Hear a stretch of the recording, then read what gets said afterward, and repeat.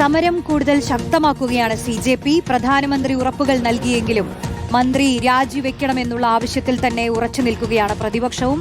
CJPയും അടക്കം ദില്ലിയിൽ നിന്ന് നോബൽ മാരിക്കാരനാണ് ചേരുന്നത്. നോബലിലേക്ക് പോവുകയാണ്. നോബൽ, എന്തായാലും ശക്തമായ പ്രതിഷേധത്തിലേക്ക് കടക്കാൻ തന്നെയാണ്, ശക്തമായ പ്രതിഷേധം തുടരാൻ തന്നെയാണ് CJPയുടെ തീരുമാനം. ഇന്നലെ രാത്രി പ്രധാനമന്ത്രി പങ്കുവച്ച വീഡിയോ, അതിൽ പക്ഷേ ഒരു പരിഹാരം കാണുമെന്ന് പറയുമ്പോഴും കേന്ദ്രമന്ത്രി, വിദ്യാഭ്യാസ മന്ത്രിയുടെ രാജിയുടെ കാര്യത്തിൽ അദ്ദേഹം ഒന്നും പറഞ്ഞിട്ടില്ല. അപ്പോൾ പ്രധാന ആവശ്യം നമുക്കറിയാം, കേന്ദ്ര വിദ്യാഭ്യാസ മന്ത്രി ധർമ്മേന്ദ്ര പ്രധാന്റെ രാജി. ആ ആവശ്യത്തിൽ തന്നെ ഉറച്ചു നിൽക്കുകയാണ്. അപ്പോൾ എങ്ങനെയൊക്കെയാണ് ഇന്നത്തെ നീക്കങ്ങൾ CJPയുടെ?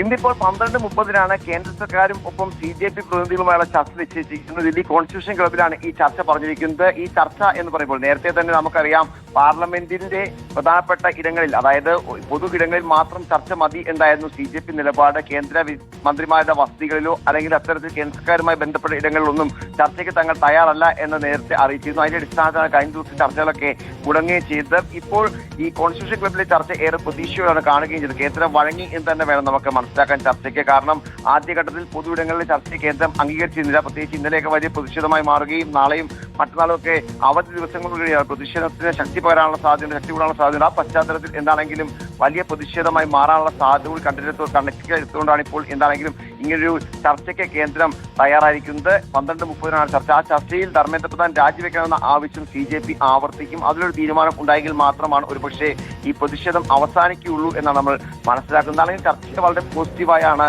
ഇതിൽ കോക്രോച്ച് ജനതാ പാർട്ടിയും കാണുന്നത്. കാരണം ഒരു പൊതു ഇടത്തിൽ ചർച്ച വേണം, തങ്ങളുടെ ആവശ്യം അംഗീകരിച്ചുള്ള ആ ഒരു കാര്യം അത് അവരും വ്യക്തമാകും. എന്താണെങ്കിലും ഇന്നിപ്പോൾ 12:30 ചർച്ച അതുകൊണ്ട് തന്നെ ഏറെ നിർണായകമാണ്. എന്ത് തീരുമാനം ഇതിലുണ്ടാകും എന്നാണ് നമ്മൾ ഉറ്റുനോക്കുകയും ചെയ്യുന്നത്. തീർച്ചയായിട്ടും ആ ആകാംക്ഷയോടെ തന്നെ ഉറ്റുനോക്കുകയാണ് ചർച്ച എന്നുള്ളതാണ്.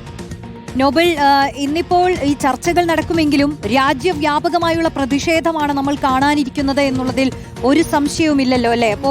ഇപ്പോൾ പ്രതിപക്ഷം പാർലമെന്റിലടക്കം സ്വീകരിച്ചിട്ടുള്ള ഒരു നിലപാടെന്ന് പറയുന്നത് രാജി, അത് കഴിഞ്ഞിട്ട് മതി ഏത് ചർച്ചയും എന്നുള്ളതാണ്. CJPയും അതേ നിലപാടിൽ തന്നെയാണ്. അതായത് ഇനി ഒരു ചർച്ചയ്ക്ക് വേണ്ടി ഏതെങ്കിലും ഒരു ഓഫീസിലേക്കോ വസതിയിലേക്കോ പോവാൻ CJP തയ്യാറല്ല എന്നുള്ളത് വ്യക്തമാണ്. ഇന്ന് രാജ്യവ്യാപകമായി നമ്മൾ കാണാൻ പോകുന്ന കാഴ്ച എന്തായിരിക്കും നോബൽ?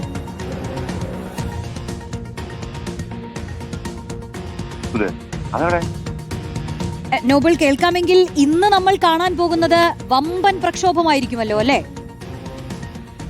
ഇന്ന് വലിയ പ്രതിഷേധമായിരിക്കും എന്നാണ് ഉണ്ടാകാൻ പോകുന്നത്. പ്രത്യേകിച്ച് പാർലമെന്റിൽ പ്രതിപക്ഷ കക്ഷികളുടെ ഭാഗത്ത് നിന്ന് വലിയ പ്രതിഷേധം ഉണ്ടാകും. അതോടൊപ്പം തന്നെ കോൺഗ്രസ് ജനതാ പാർട്ടി സമരവേദി രാവിലെ മുതൽ സജീവമാണ്. പ്രവർത്തകർ, പ്രതിഷേധക്കാരൊക്കെ രാവിലെ മുതൽ തന്നെ ശക്തമായ പ്രതിഷേധവുമായി ഇവിടെ തുടരുകയും ചെയ്യുന്നുണ്ട്.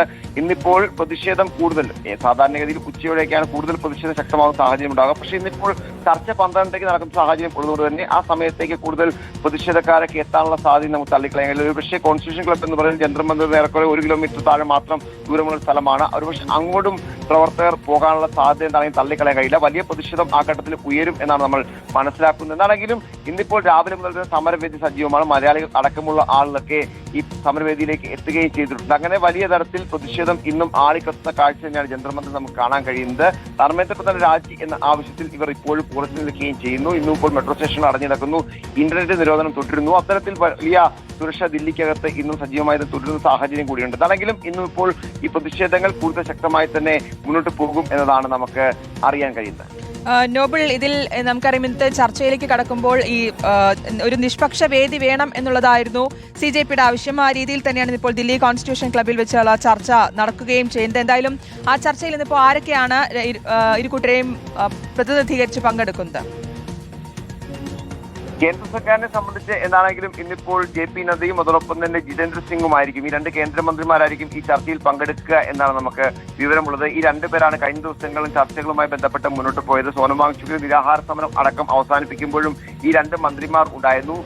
കോൺഗ്രസ് ജനതാ പാർട്ടിയുടെ ഭാഗത്ത് നിന്ന് അഭിജിത്ത് അടക്കമുള്ള ആളുകൾ പങ്കെടുക്കുമോ എന്നാണ് ഇനിയിപ്പോൾ നമുക്ക് മനസ്സിലാക്കേണ്ടത്. കഴിഞ്ഞ ദിവസം സൗരദാസ് അടക്കമുള്ള പ്രതിനിധികളായിരുന്നു ഈ ചർച്ചകളിൽ പങ്കെടുത്തത്. ഇന്നിപ്പോൾ അതിന്റെ ബാക്കി എന്ന നിലയിൽ ഒരുപക്ഷെ ഈ കേന്ദ്രം പ്രധാനപ്പെട്ട ചില കാര്യങ്ങൾ അംഗീകരിച്ച പശ്ചാത്തലത്തിൽ ഒരുപക്ഷെ അഭിജിത്ത് നേരിട്ട് ഈ പ്രതിഷേധത്തിന്റെ ഭാഗമാകുമെന്നൊക്കെ ഒരു സംശയം, ഈ ചർച്ചയുടെ ഭാഗമാകുമെന്ന സംശയം എന്താണ് ഇതിനോട്. പക്ഷേ ഇപ്പോൾ അത് സ്ഥിരീകരണം വന്നിട്ടില്ല.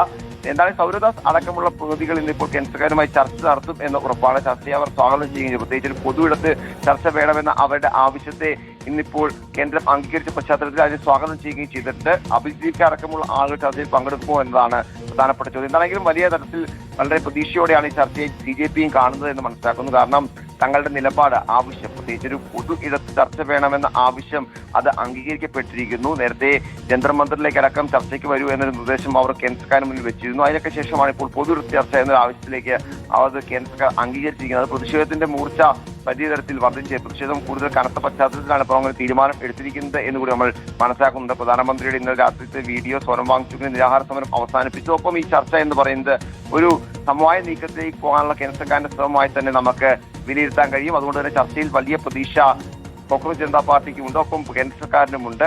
ധർമ്മേന്ദ്ര പ്രധാൻ രാജിവെക്കണമെന്ന നിലപാടിൽ കോക്രോച്ച് ജനതാ പാർട്ടി ഉറച്ചു നിൽക്കുകയാണെങ്കിൽ പക്ഷേ ഈ പ്രതിഷേധം അവസാനിക്കാനുള്ള സാധ്യത എന്താണെങ്കിലും കാണാൻ കഴിയുന്നില്ല. പക്ഷേ അതിനൊരു തീരുമാനം എന്താണെങ്കിലും ഇന്നിപ്പോൾ ഉണ്ടാകുമോ എന്നാണ് എല്ലാവരും കൂട്ടുനോക്കുകയും ചെയ്യുന്നത്. മാത്രമല്ല നോബിൾ, ഇപ്പോൾ പ്രതിപക്ഷത്തിന്റെ ഭാഗത്തു നിന്ന് ഇന്ത്യ സഖ്യ MP-മാരുടെ ഭാഗത്തു നിന്നും കഴിഞ്ഞ 2 തവണയും അപ്രതീക്ഷിതമായ ഏറെ ചടുലമായ നീക്കങ്ങളാണ് ഡൽഹിയിൽ നമ്മൾ കണ്ടതും. അപ്പോൾ അവരുടെ ഭാഗത്തു നിന്നും ഇനി ഏത് തരത്തിലായിരിക്കും നീക്കം എന്നുള്ളത് നമ്മൾ ഉറ്റുനോക്കുകയാണ്. നോബിൾ മാരിക്കാരനാണ് ഡൽഹിയിൽ നിന്നും വിവരങ്ങൾ നൽകിയത്.